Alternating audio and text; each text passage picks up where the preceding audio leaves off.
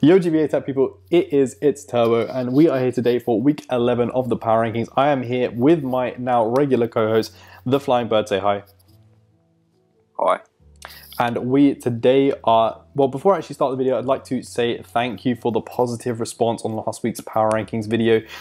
We really appreciate the fact that you recognize we tried to change the format for you guys on request, and that positive feedback was really useful and heartwarming to read. So keep it up if you'd like, and do keep enjoying that as well. Anything to say on that, Bird?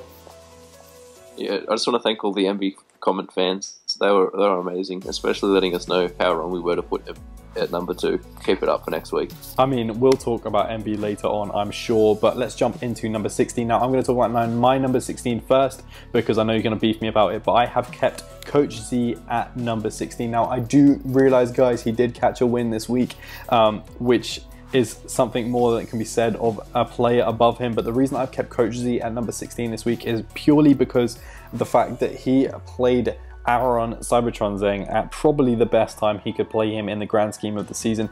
Aaron is on a bit of a losing streak at the moment. Aaron bringing virtually the same set of mons every single week is becoming increasingly predictable and has played into Coach Z's hands completely in terms of how easy it was for him to prep. Also, looking at Coach Z's matchup as a whole, on paper, it was just ridiculously good against Aaron's team. Stuff like Wheezing and Manaphy in Rain. And even stuff down to a T like Sneasel and a Scarfed Excadrill was almost giving Coach Z the win at matchup just because of how good the sets are against a pretty one-dimensional Rain team. So just to clarify, the reason why I'm keeping Coach Z at number 16 is that I need to see him beat a team. If he beat Necro, of course, I would move him up one, but I need to see him beat a team either who's on a bit of steady form and not on a downward spiral with some predictable prep. That's why Coach Z remains at number 16, but I believe you have someone different at number 16. Who do you bet? Yeah, I have Melbourne Rotoms because they lost to Coach Z this week. And as you mentioned before, his prep has become pretty one-dimensional.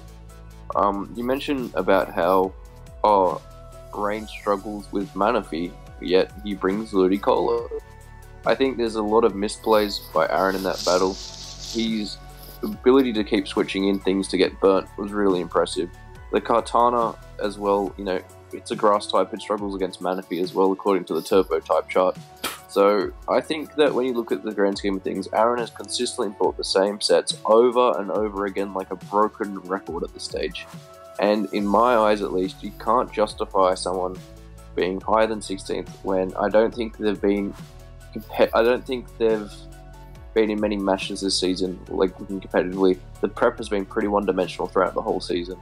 He came close last week against Lars, but when you consider early on that one of his wins was because of sleep talk turns against Pokegame, you know, Turbo likes to bring up the past, he holds grudges, so I'm going to bring that one up. So I think that when you look at it from that side of the perspective, I think that Aaron has unfortunately taken the bottom slot. Fair enough. I mean, I've got Aaron just above the Coach Z at number 15. Now, you pretty much said it all with Aaron. It's mainly to do with his one-dimensional prep, and Rain is probably the most one-dimensional draft style or even style of play that you can play in League as a whole, because even Hail and Sand and even Sun have multiple variants of teams that you can run. Rain is pretty standard.net, and when you've got an exclusively Rain draft, you're going to be seeing the same ones over and over again, and that's the main reason why Aaron has come to a lot of losses this season. Now, the reason I have Aaron still above Coach Z is the fact that I think he has still played significantly better than Coach Z. He hasn't been 6-0'd twice at the hands of Envy, and has put up some wins, despite the fact that one of them may be based on Steep Talk fans. So that's the only reason why I'm keeping Aaron above Coach Z at this point. If his season turns for the worse, of course he could drop even further. I'm not discounting that, but I'm looking in perspective of the season as well as the week at hand in the isolated week. I do think also switching in on Burns was not his strength this week. I think he needs to play around that Wheezing slightly better. But who do you have in that place above the Melbourne Rotoms? Well, obviously the logical choice is that if you're going to have Coach Z not at the 15, you're going to have someone who has less wins than Coach Z, and that is Necro Stevo. Yes, Necro Stevo has been competitive in his last 2 matches, and that's what Turbo's going to harp on about, because I can feel it coming, rant.png. Necro doesn't have a win yet. However, he has been more competitive than Aaron as of late, and he has been uploading his battles as well, so he doesn't get the power rankings penalty. Fair. I think that with Necro this week, he brought the wrong Stoutland. He should have brought Life Orb Stoutland to pick up kills against Chimp's team when you look at the whole scheme of things. I think his prep's been a bit lackluster in certain weeks. I also think that the whole Lucha was an interesting bring.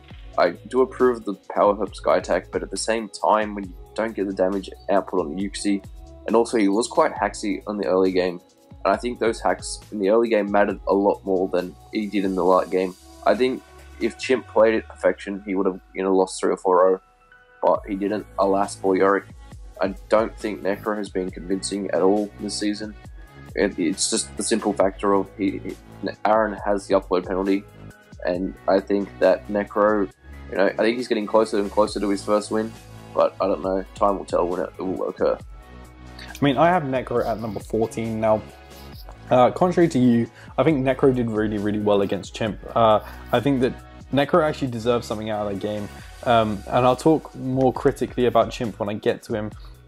But Necro, I think, if he just ballsed up, manned up, and wasn't on tilt at the end of the game, clicked that bullet punch, he gets a win that game. And now, if you want to talk about the hacks in the game, I think that the powers in the early game don't matter as much. Okay, in terms of the grand scheme of the game, they do matter in terms of not getting rocks up, and it would have affected the whole game from there as a whole. But as the rolls, increased rolls on the Scrafty, 3 rolls that Necro doesn't get on that Scrafty, really, really detriment his team. I think Bird made a good point in weekly recap yesterday that if that Stoutland was Life Orb with player off, that would have just eliminated the threat of Scrafty straight up. And I think that Necro still hasn't reached that full potential of having sort of an increased prep vision as that. But the reason I've moved him up and have him above Coach Z is because this performance against Chimpact, against a very, very high-tiered opponent, in my eyes warrants Reckon's commendation. And I think that he has played both better than Coach Z and Aaron, both this week and last week, and hopefully in the weeks to come to see how well he does in the final weeks of the season, and maybe to pick up that win, because he isn't deserving of this 0-8, especially after performing, in my eyes, is pretty well in front of Chimp. How is he 0-8 week 10? 0-8, he's 0-10. Can you explain that to the GBA fans? Week 10, he's 0-8. He's 0-8, changed my mind. But no, I think that the only other thing is, once Horlucha was in, I would have manned up and swords danced, because the thing's going to force a switch anyway. I think he clicked Power Herb Sky Attack a bit too prematurely. But who is your number 14? I have the Columbus Chew because I won this week. And as I said before, I pick on form. Well, remember last week, my good friend Turbo, he was saying that my good friend Coach Z, he was making some very aggressive doubles against Envy and manned up against Envy. This week he's been punished because Necro played better against Chimp. So what's Turbo trying to tell the GBA fans at home? Is he trying to tell them that Chimp is better than Envy? I think that the Columbus Chew this week played really, really well. The defensive core of the Wheezing and the Manaphy and the Celebi really came in clutch.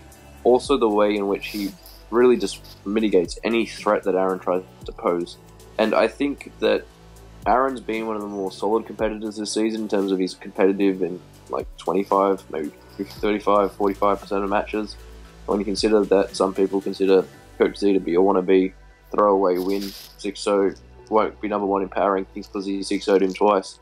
I think that Coach Z actually has a lot more to offer, and this game, in his commentary especially, a little bit of confidence, and I think people are going to start jumping on the Coach Z train. He did say he was going to bring down the GBA establishment. Maybe Aaron was the first cog piece that he had to bring down.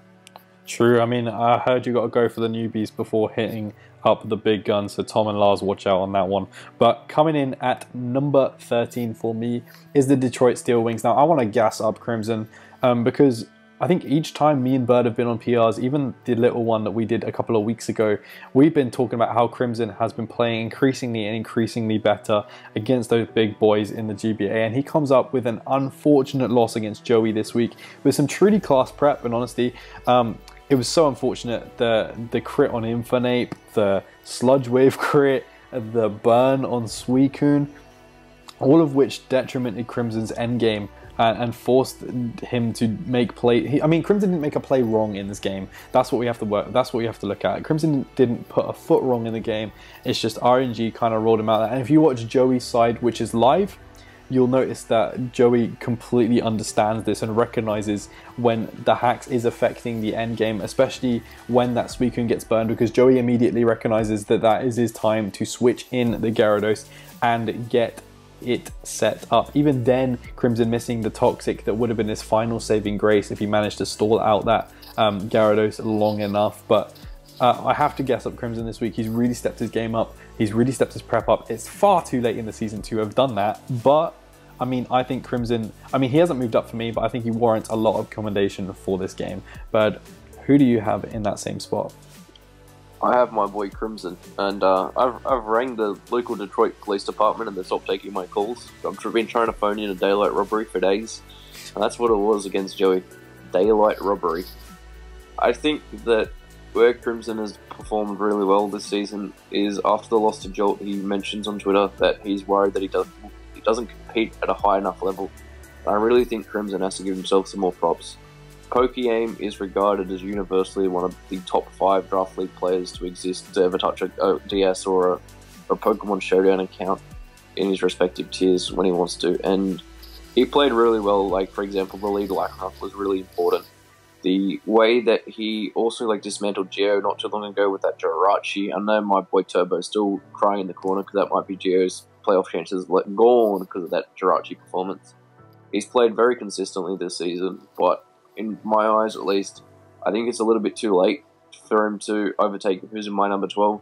I think that he has been very consistent, but I think that it's only become really consistent for Crimson in the latter parts of the season rather than the earlier.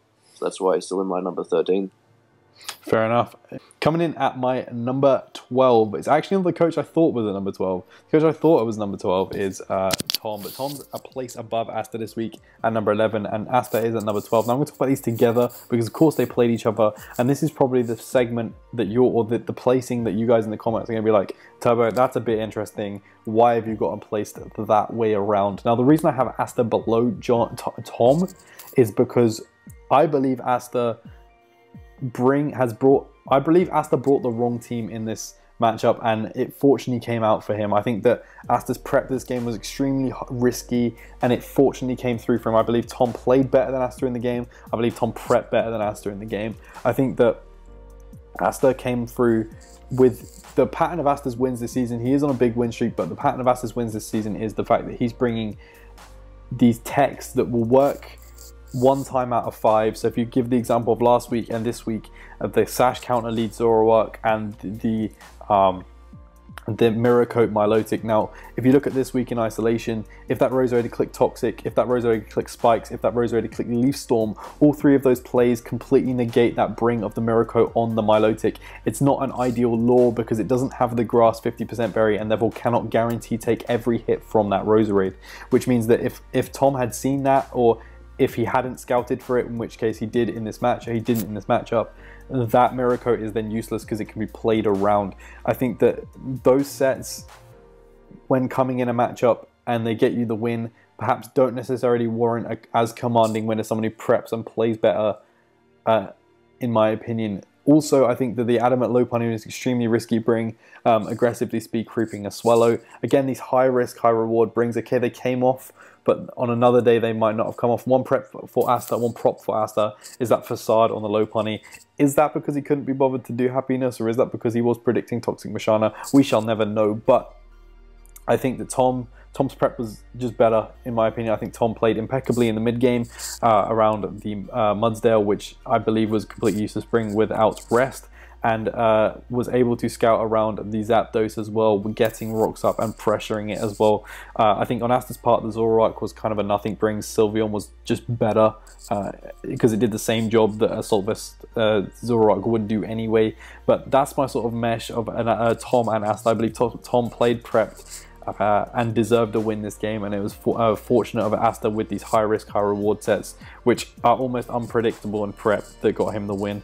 I believe you got Tom at 12, so why don't you talk about Tom, Bird? Oh, my number 12 this week is the sad Obtuse Sharpedos. You might think you hear the world's tiniest violin in the background, but we don't edit over here, so you won't hear it. So, Tom this week, he's 5 weeks ago was looking like a playoff contender, and he's slipped. He's instead of climbing up the ladder, he landed on a snake. And this week, he came up against it was a rematch of the NPL big dogs and the minors. Tom unfortunately came out low. I think that a few of his prep aspects was quite interesting. The Mashana, and definitely just getting 2-hit KO'd by the Mega Lob. The way he played the Rotom Wash was really good. Also, the Scar Swallow was really nice. However, I do think that not bringing Spike on the Roserade was the big thing that cost him in the end. And I think that as well, like having Toxic over like Willow, when he could have Willowed the Mega Lop, even though Facade's still boosted, it means at the end game, maybe Swallow can live a fake out and then subsequently take up the game. It was definitely the closest game of the week in terms of HP margins. I disagree with Turbo in saying that Tom absolutely outplayed Asta, to a degree that he should have won. I don't think any game is like that in terms of, I think the outcome of the game is more important than what the game entailed, and I think that unfortunately for Tom, this is an actual another loss for him, which means that he's going to stay in number 12 as the sad Obshushakiyos. I mean, why don't you go ahead and talk about your 11, because Tom was my 11. So my number 11, my number 11 is Gio, coach of the San Francisco Giants, aka Turbo's Dark Horse. And what is there to say about Gio? The wheels have fallen off, or Pokeaim's trying to make playoffs. It's a weird correlation, I think, that Pokeaim is suddenly going straight up to the playoffs and Gio's going down. They're perfect antagonist foils, as my English student majors would love to say. Gio this week was absolutely outclassed by a Jolt from another planet. I think that when you look at what Gio's done in the last couple of weeks, the loss to Crimson was criminal. The fact that Jirachi just beat his stall and now he's like, oh, let's bring offense every week. And that Blacephalon set, why? The fact that he chooses not to play for differential at the end game is a real weird decision. Considering when you're in such a close playoff race, I think that you have to play for differential rather than trying to go for the win. I think you should just play for the differential and whatever happens, happens. And let the jury decide on that one, if that makes sense. So, Gio, he can definitely bounce back. He's still got a pretty good shot at making the playoffs. I'm sure that Turbo could tell you his chances of making playoffs to 2 decimal points off what the actual chances are. But I just think there's other people who are in better form than him at the moment, and that's why they're above him. Fair enough. I mean, I've got Gio at number 10 now. I don't feel like you can punish Gio too much this week because it quite possibly he faced up against the worst matchup I have ever seen throughout any of my time playing League. It was horrible. Like, Jolt just absolutely dunked. Every mon on Jolt's team dunked on Gio's team in some form. I think that Gio actually had a shot at winning that game. Now, you may bring back to the turn where the Guardy was in, he clicks Poison Jab, and Jolt pivots out. Now, that turn, if that Haxorus clicks DD again, Gio could be on for a win there. Interestingly enough, the thought process Gio would have had to have to get that win is to recognize that Jolt likes playing Scout heavy, and he also would have had to see the end game and seen that his best check to Mew, or Jolt's best check to Mew, was that Gardevoir, which means he had to keep it around. So if Gio had recognized both of those facts and clicked Dragon Dance again, that Haxorus could have just torn through Jolt's team, which is sort of the redeeming fact. I really like the lead Dugtrio. I think it did its job very, very effectively as well, completely mitigating Jolt's aggressive speed creeps as well. And the differential thing as well, I think a lot of people are going to be confused on that play. If you want to see the thought process behind Gio and why he made that play, he does explain it in the end of the video, his video as well. I think in my eyes, Gio made the correct play because it is a play that could have given him a chance to win the game. And I understand all of the arguments for going for differential in a playoff race. I do completely understand that. But in my eyes, if you've got a chance to win the game, you've still got to go for it. Even if it's against one of the top 10, he's definitely on top 10, one of the top 3 coaches in the league who's not likely to choke. I still think that going for that win, expecting a Persian switch in with the Fling Light Ball was the play to make there. But unfortunately, it just didn't come off for him, and sometimes that happens. But I can't really punish Gio this week because he was really between a rock and a hard place with this matchup. But who is your number 10? My number 10 is Wolfie Gleich, coach of the Milwaukee Bewares. That Turbo can never spell it right. So, Wolfie has just won, I think, his 6th regional in VGC, but more importantly, I know he'll be bragging in the hotel lobby that he beat Pokeman. And even though Intimidate Incineroar came out and did not have his Milotic for this matchup, Wolfie Glick, I should say, played very well this week against Pokemon. His offense was cash. The way that he makes the sleep powder play on the tank, from the Tangrowth, predicting the Torn T to come in, it's really nice. The way he limits a lot of John's offensive options. And just to be fair to Wolf, he's gradually improving over time. In contrast to Zhang, I think Zhang has sort of stayed the same throughout the season, where Wolfie's considerably getting better each week. The Conk Elder this week, I think it was Banded Conk from the interpretation that Pokemon gave, was a really nice bring. He's also bringing, I think the SD Mega Absol was really nice, and the screens on Bronzong. He loves Aaron Zong. He brings some really nice, sets, things like that. And I think the only way we're going to see Aaron Zhang in playoffs this season, if Wolfie makes it, because it can be the Bronzong for him, there'll be Aaron Zong in playoffs. I mean, I've got Wolfie at number 9 too. I liked Wolfie's game this week. John described that sleep powder play as the play of the game, and I do agree. It gained Wolfie so much momentum. Now, I do understand the Hurricane misses in the end of the game that did stop all of John's chances of winning the game. But what's important in this case is, and it's something I'll talk about with Joey's game as well, Wolfie did everything he needed to do to win the game in the end game, which will allow him to go and win that game if that hacks had happened. So you can't blame Wolfie for the hacks, but you can commend Wolfie for playing through the hacks in order to get himself in a position to win.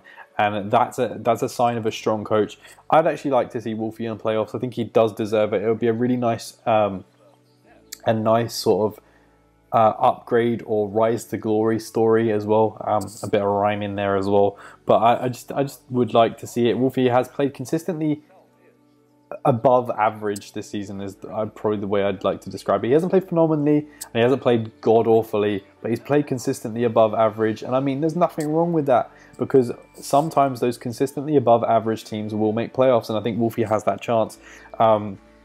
Otherwise, I think Wolfie doesn't really have much to change, other than the fact that he definitely has been pumping some form of Viagra for that turn one. That turn one ballsy play of just setting up and trying to tear through John's team with the Xurkitree as well. So shout out to Wolfie for that. I was going to say, but as I mentioned on Weekly Recap, I don't think that was a ballsy play. I just think that's taking advantage of an opponent who wants to make a scout first play. And by going for the tail glow turn one, Wolfie isn't exerting the power of how large the downstairs department is, but instead he's just showing that if players want to play defensive against him, he's more than happy to set up turn one and absolutely just start blowing through teams. I mean, I use the term ballsy in terms of slamming his man sausage on the table and telling John what is up from turn one. But I guess on that note, you can talk about your number 9. My number 9. It's weird to think about this, but 5 weeks ago, my good friend Iron Flash Gaming, he was a sad Habs fan. He was in the corner and he was telling me, I'm hoping Asta's going to get through this. Him and Leo, we've had a bit of a turnaround of the Habs camp. 4 on the trot. I don't think it's fair to rate someone who's 4 on the trot at wherever you had him too low. You criminally underrated Asta J this week. In particular because he's won 4 on the trot against 3 that 5 weeks ago were playoff contenders. I think he's too far out of the playoff race unless he's in that weird conference, the Ultra Moon one, where he may still have a chance by the weirdest luck. No, Asta's confirmed. Asta's confirmed it out. Oh, the Habs fans. Daz is going to be upset with that. But he's been definitely improving each week. 4 on the trot, as I said. You mentioned before about the 1 in 5 prep aspect. Now, is it bad if it works and wins the game? No, because you won. That's all that matters in my eyes. The team that wins each week is what's important. Because when we start looking at these form charts that Bird likes to keep, saying and hyping up, Asta's coming in a lot of form. I think he's 4 on the trot, which is like 3rd best overall. No, he's 3 on the trot, sorry. I did get a bit ahead of myself. It's 3 on the trot. Which, when you consider the whole season, he's on the same win streak as Pokey Aim MD, the better Pokey starter. And then that is showing me that Asta's generally improving. The way he's used Megalop this season, especially against Tom with the fake out pressure. I know that you think that Asta's not bringing the optimal sets, but I think that when the sets are giving you wins, make it weirder. Bring Night Day's nasty plot with your Zoroark to go for accuracy drops. Why not? If there's a way to win, take that way to win and take it to glory. And I think that's what Asta's been doing the last 3 weeks. I mean, I completely understand that. I will accept criticism on that placement because I do think it is one of contention.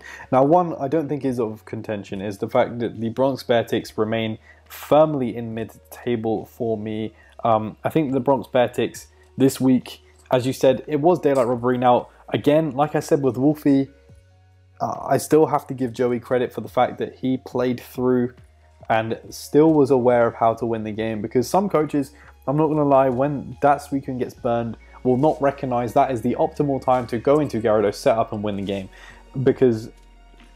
And even with the taunt play as well, the taunt play on the Toxic was also very, very intelligent. It's intelligent late game play that isn't distracted from any out of game or in-game exploits. That's basically a complicated way of saying that Joey doesn't let the hacks bother him. He knows his game plan, he knows the end of the game, and he knows how to win the game. Now, I understand that Crimson technically didn't put a foot wrong in this game, but Joey also technically didn't, because of the fact that Joey came out of the game with a win. Just Joey's vision of the end game was completely class, and the way he was both gracious to Crimson but also saw his win and took it. You have to commend him for that. I haven't got him moving up because I believe the players above him still have played consistently better than him. I have played better than him this week in isolation, but again, if Joey comes up with a commanding win in his last 2 weeks, we will be able to see him move up the power rankings, as I know many of you Bronx Beartick fans want to see. But who have you got in that same position? I have the Borussia Donphan, coached by Lars, and Lars is on a bit of a spiral at the moment. I think he beat Aaron only 1-0 last week, and Aaron was my number 16. Yes, he brought a really good pure and black set, but against Emby, that was a different ball game. I think Emby dominated Lars. I didn't really see many moments in that match where Lars takes control of it. He's playing on the defense, he's fairy switching, and the one turn he tries to pivot into the Gengar, Envy reads him like a book. I think Envy's one of those dudes that he could give an audio book to a deaf child and he'd still make the read. It's just insane. And when you look at that, I think Lars, there's a few questionable things on his prep this week. And I think that he is slowly, this is the form of the season where he was in a playoffs race and looking set for the playoff time, and now he's going to fight hard for it because of the threat of both Geo and Pokeaim. And when you consider the form that Pokeaim's in, that's why Pokeaim is above Lars, and Pokeaim is my number 7. So that's the whole reason why I have Lars at number 8. And when now going into my number 7 being Pokeaim MD, what a turnaround does 3 random guys off the side of the street make to a season. And I think the way that Pokeaim started building has really helped. This week, again, we see some really interesting prep. The red card Whimsicott to beat the Suicune was a really good bring. The way that he tries to sack off the Salazzle and fails, and it's quite funny to me because that actually helps him win the match with the flamethrower burn. It was daylight robbery, however. I don't think in isolation that I would move him up, but 3 in a row, 3 on the trot, as I said earlier about Asta. But these are 2 guys that are looking in hot form. Pokeaim, he's coming for that playoff spot.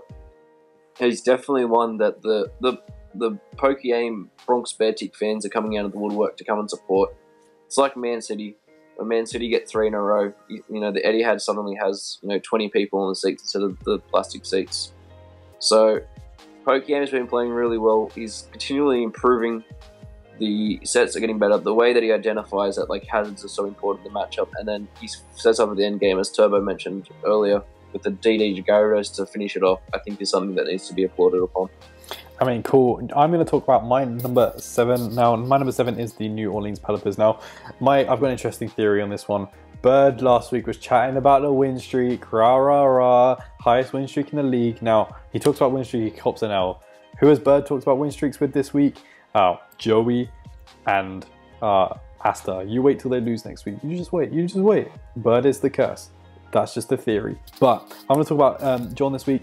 John, before even the game started, said that this could be one of his most painful losses in his life if he loses to a very specific threat. Unfortunately, he didn't lose to that threat. He just lost to a very, very well played Wolfie team. Now, missing that power whip on the Absol was a huge game-defining play for John. He didn't really do much wrong in terms of the game. He did get read slightly with the sleep powder play, but again, you have to give props to Wolfie for that play rather than disregard John for it. And the power whip miss really sucked on that Absol because it would have killed through Reflect, according to John, and it would have put him in a really commanding position in the end game and wouldn't have forced all of those hurricane misses that did happen.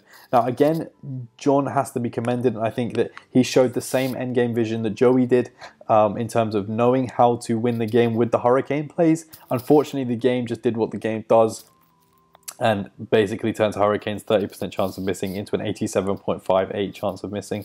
But I think that I've ranked John fairly over the last 3 weeks in terms of the fact that I was wrong 2 weeks ago. I gave him credit last week, and he slightly slipped this week, losing to another potential playoff candidate, someone who is more mid-table, so I've dropped him a little bit as well. I think it's just that up-down season that John has consistently been sort of having, despite that really, really long win streak as well. So I think John's placement here at number 7 is completely fair.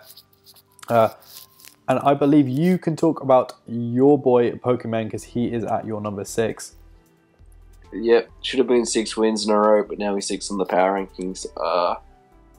Turbo wants to say I've cursed someone, but remember that time that Turbo said that Chimpact was criminally underrated, and he hyped him up, and then he lost. And do you know who the coach who beat Chimpact was that week, Turbo? Do you remember who? John, aka Pokemon. Yep. That's why you got to be careful. And I said that, Asta was criminally underrated this week, so he may lose to Pokemon as well. I'll bite my tongue. Pokemon, I think, played a bit too aggressively in certain regards. I think the way that he lets the Zong set up the screens and then just does a Pokemon thing where he's like, I won't U-turn on the Absol because I don't need the damage, but I'll go for the Power Whip. I think he could have just went for the triple U-turn. Like, he goes for the SD the first turn, then you U-turn again, you go into Taunt again. I think that those sequence of plays could have just been a bit better. You mentioned how, he misses everything because he's blind as a bat with some of his Pokemon, and I think that's important. But I think just that turn 1, that big boy Zerkatry just coming in and absolutely just going ham turn 1. I think even in the commentary when I watched it, it was like, I'm just happy this is a recreation. Otherwise, I would have been full turn parried, and we would have seen, Wolfie absolutely manhandle, parts of John's team with the Zerkatry. And the Tessarena, the Tessarena in Incineroar core is a very good VGC core, and it was a shame to see it fail. His identification of how good Fire Spam is against Wolf's team is a good thing to recognise. However, he doesn't really punish Wolf at any stage, and I think that's where Pokemon's biggest shortcoming was. There was no punishment. And I think when you look at the other guys ahead of him, as I said last week, it is about form. Pokemon was probably the weakest overall record, but it was on the hottest form last week. I think he can bounce back. Turbo wants to say I curse people, but, I'll just remember that time Pokemon beat Chimpact. I mean, I'm going to talk about the Borussia Dortmund now, coming in at my number 6. Now, I think you discredited Lars slightly in terms of how well he played against Envy. I think he played a better game than you said he did. I think that he did have Envy on the ropes just in the early game with that Kieran Black set that really caught Envy off guard. Envy thinking that he'd brought an increasing amount of heat, but in fact, just losing it to a Kieran Black after not judging its EVs correctly. I think that Lars did Mega Evolve his Manectric too early. I think that he could have played a few more mind games with those Volt Switch. I mean, if you've got a non-mega first turn rule, I feel like you should use it. Although I do understand in the context of the game why he did it. He did employ Tapu Fini as a real big threat this game very, very effectively, but unfortunately Tapu Koko was there just to shut down that Misty Terrain and drop off a double priority, double pivot moves all over Lars's team. It's an unfortunate loss for Lars in terms of playoff contention because now he is really up against it for the remainder of the season, so I've got him at number 6. I still feel like he played more convincingly than John did and slightly more convincingly than Joey did, especially against a very, very high caliber of opponent. But last week I said Lars gets going when the pressure gets on, and we shall see in those last 2 weeks. So Lars, I wonder what you can do. But take us into the top 5.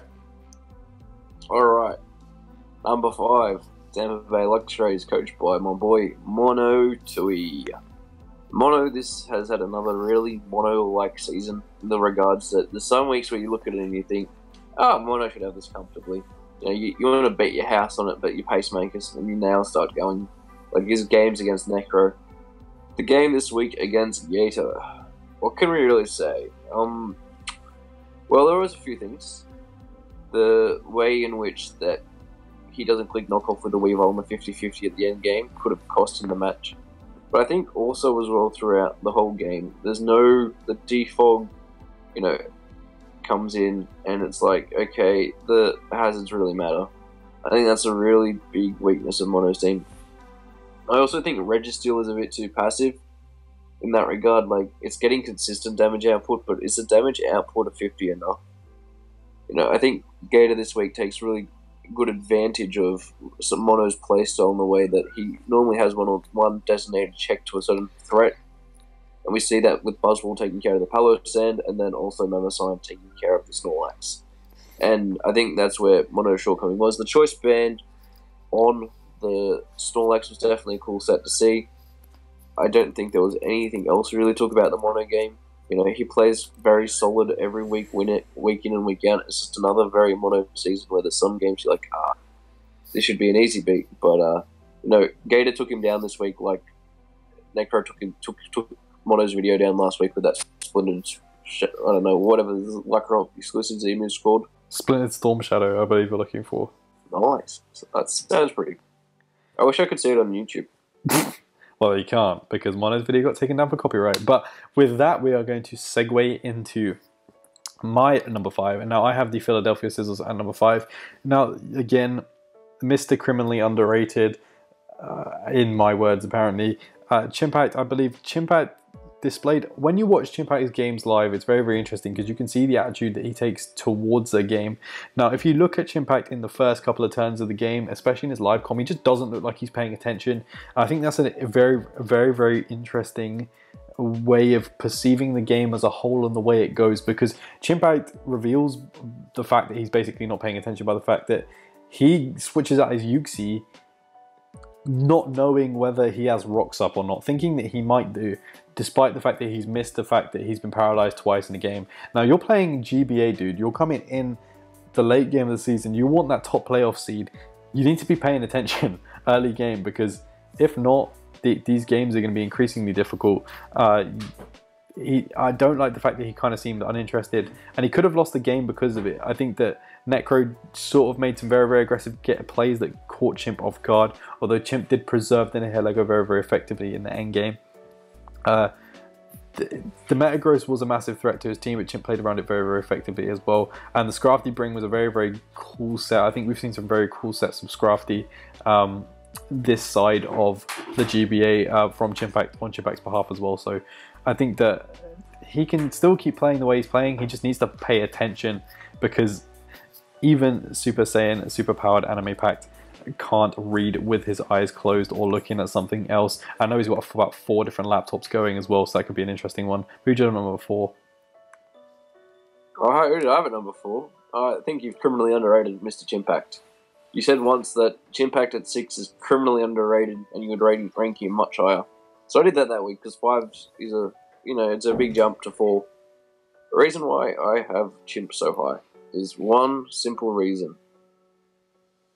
Chimp as prep has been one of the most diverse, and I think he hasn't been truly appreciated. And Turbo has been teaching me how to truly appreciate coaches of the GBA this season, the last few or 4 weeks. Then Super Anime Powered Chimp, you said before you didn't look interested. It's because Chimp knows the outcome of the results before it played. And, I think there was only like one sequence of plays that Chimp misplayed with. But apart from that, he absolutely dominated Necrostevo. And I think when you look at something like that, it's what's telling the story of Chimp's season. There's been a few games where he probably should have won, for example, against Pokemon. But at the same time, like when he picked up the win against Tom, when Tom was in good form, he's played very solidly. The loss to Mono, he's only been hacks down of wins. And I think it just takes a true Chimpact fan to truly appreciate how his season's gone so far. Fair enough. I'm going to talk about the Tampa Bay Nux race now because I believe, ironically... Actually, no, before I do that, is this the man who criticised buying Nihilego but is now praising innovative prep? Yeah. But that's Look at the Scrafty. Protect Scrafty with Drain Punch. Are you telling me that was not a good set for the matchup? I mean, I'm not saying that. I'm saying that somebody ranked Chimp at 6 because of some innovative prep, but that's none of my business, slurp. Anyway, yeah, we're going to... How does buying Nihilego beat a Registeel? Answer me that question, Turbo. Answer me that question. Plot armor, super anime pack, Chimpact. But anyway, I'm going to talk about Mono.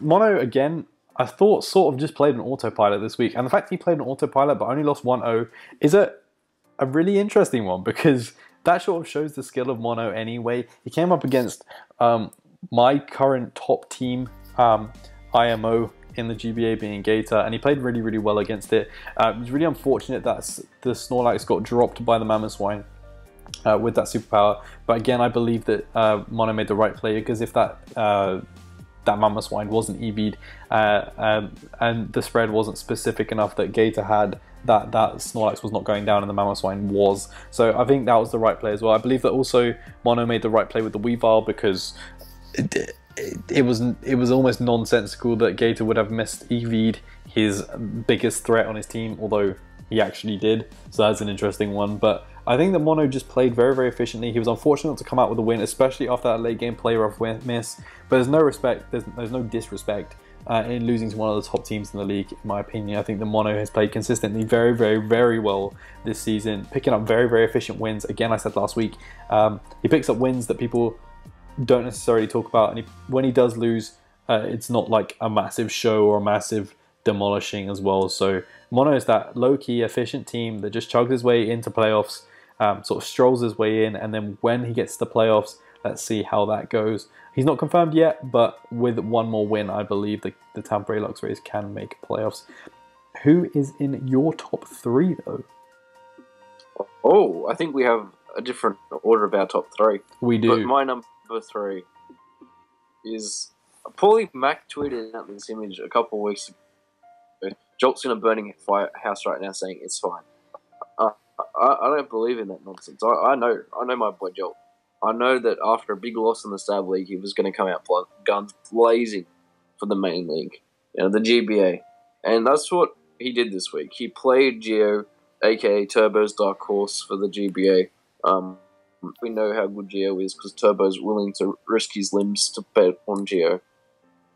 I still think that his team was really benefited by Geo's one-time text, so Jolt's scout first, attack second approach really benefited him. I also think that Jolt has played very consistently in this season. I think that he got unlucky against Asta and he got unlucky against Pokeaim. Like, he played Pokeaim in what arguably could have been Pokeaim's game of his life, if that makes sense. So he's come back from that, which is really impressive. He's been one of the most solid coaches all season. I know my buddy Stab keeps holding up signs outside of his local news agents saying that Jolt's going to win the GBA. And I think that, some of those deluded fans like Stab, they're holding on to a fake reality because it's quite clearly Styx is back playing this week, and I think that's going to be the advantage of it. Styx for GBA title. Interesting. The one place that we do have the same in our top 3 is the fact that I have Jolt at number 3 as well. Jolt with a really efficient win in almost an unlosable matchup, unfortunately for Geo. Jolt with some really, really fancy techs with that really gross Hydreigon set that if it hit the field would have been completely effective. I mean, you make a very good point. Geo had a few exceptions of one-time, like, very situational prep that would work in a specific situation, and if it blows too early, it then doesn't work. Like the natural gift or the fling or the final gambit to some extent as well. If they were used in the wrong time, Jolt could just take over and completely abuse the fact that Geo has quote unquote blown his load early. But I mean, Jolt was just in a commanding position from team matchup because of the fact that that Scarf Persian just ran through Geo's team. There's nothing much he could do about it. So I can't really see any sense in moving Jolt from number 3. But you can talk about number 2 now, because I want you to talk about your number 1 before I do. So talk about your number 2. My number 2, Turbo loves Gator, so I was expecting to go second. I think Gator's number 2 because the pure factor of what he's been doing hasn't been wrong, but what has been better. Yes, MV has been doing things better than Gator. It's the logical thing. I think that when you can take into consideration what these 1 and 2 records are against potential playoff coaches, I think Gator's 2-2, whereas Mono's not Mono. I have Mono later on in my notes, but I meant to say MV is 3-1. The way in which he played against Mono using the Mike Mango Sticky Web, have the creep of Mamoswine or encompassing the Weavile speed stat could have costed in the match. And you can't have those oversights in prep. However, a win is a win, but Turbo, grab the knee pads. Your turn. Talk about Gator. No, I want to talk about MV first. Talk about him. I want to talk about MV first because MV's my number 2, and you guys are still going to try and rip me in the comments. I do understand the points of view that you guys were making, saying about this playoff record, but again, I can't look past like playoff teams, record against playoff teams. There we go. I can't look past the fact that, in my eyes, Gator's played better than MV. Gator this week played... actually, I'm talking too much about Gator. I'm talking about MV first. MV did play a very, very good game against Lars. He played a very, very necessary game against Lars. Now, I do feel for Lars in a sense because MV brought the heat, and Lars needs wins in the playoff race. So he would brought a more serious team, and it's very, very difficult for then MV's opponents to predict said heat. So MV, more often than not, will have advantages in the end of the end games because people who need to bring serious teams for playoff contention will be playing against MV's heat and will therefore struggle to work out sets, or will get beaten by win cons like a weakness policy in Polion because they simply haven't prepped for it, whereas MV's trying to have fun towards the end of the season, which isn't wrong either. I do think a lot of people said last week that the schedule shouldn't bear on where you are in power rankings. But I'd like to remind people that power rankings are completely separate and are based on performance in compared to the actual standings. Of course, MV is in top of the standings, and MV is on top of the standings because he has won with the schedule he has in front of him. I'm looking at power rankings. I'm looking at consistent performances week in, week out from season to season. And when Gator plays a higher leveled opponent, again, then MV, and they both get comparable wins with about as much dominance as each other, I'm going to keep Gator at top. I'm going to talk about my Gator now. I think that Gator played a very impeccable game against Mono. He had a game plan from the start. He used Azumarill very, very effectively, just letting it be that solid counter to Keldeo coming in at the end of the game. You did say that Mamoswine, misleaving Mamoswine would have cost them the game. I disagree, because what is a Weavile doing to a Klefki? Absolutely nothing is the answer.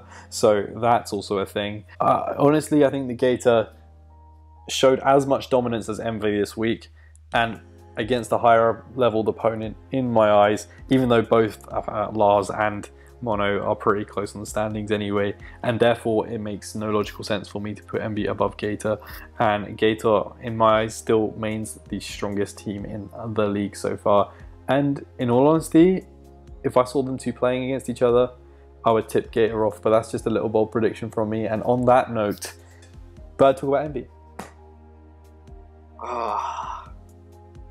I swear, sometimes I think to myself, am I better off with a cave? Because I would much rather hear my opinion echoed than hear Turbo's opinion on why MV is not number one. Last week, saw a lot of people surprised that I had Pokemon at number one. I remember this Menace kid said he clicked off the video when he saw Pokemon was number one, and I thought, my boy Menace, if you watch this video, there's no MV's number one this week, so stay to the end. And, you know, MV is number one because I had a long chat with Verd, and Verd is my mentor for the GBA power ranking because he's arguably the best GBA power ranker. He's one of those competent analysts they rarely get, and he said that like not having Envy at number 1 is a crime against the GBA nation and should be like taken to the UN National Court of Criminal Justice.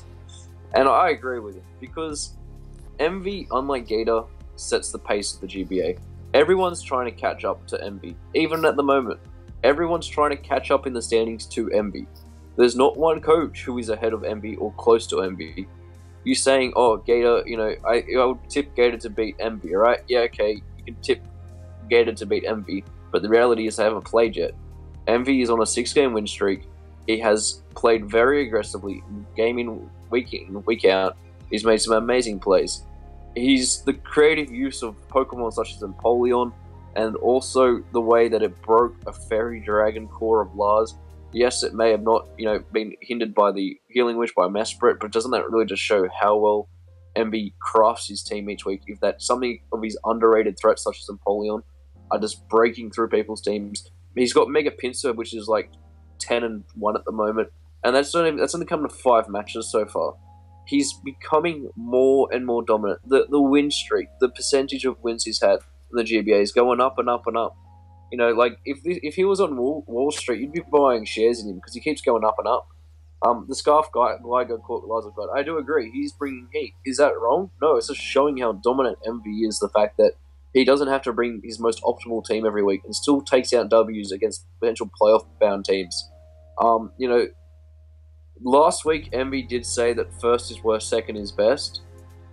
So I really hope that with humility that Envy will take first place off my hands, because I would really hate for him to be upset that I ranked him number 1 after I contemplated it all week. In regards to what he has over Gator, because that's probably what the backward turbo fans want to know. What does Envy have over Gator? Firstly, his record. Secondly, he's 3-1 against potential playoff contenders.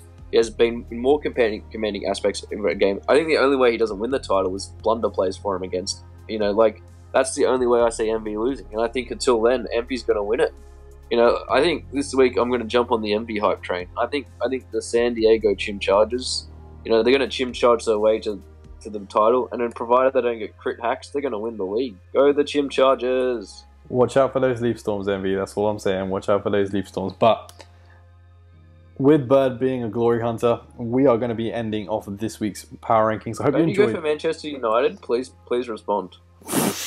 don't ask questions, but I hope you've enjoyed the subtle banter between the two of us this week. A few more inside jokes than usual. I hope you like those guys. If you have liked this week's power rankings, make sure you tell us in the comment section below. Leave your own power rankings in the comment section below.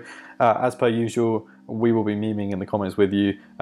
Maybe you'll get a Tom Z comment if you're lucky, because only the special people get those. Shout out to the graphics guys who have viewed this in HD. Make you view this in HD quality, as well as all the coaches who upload weekly with excellent content, and all of the other analyst videos as well. Tom, please plug something else, because I plugged pretty much everything. Tom? Why did I call you Tom? Jesus Christ, that's a cut. Watch the weekly recap to watch me and Turbo talk more shit about coaches. Well, actually, we didn't talk shit, we just gave them a lot of praise. And it also helps explain some of our insight when you consider how we view the matches in a certain perspective.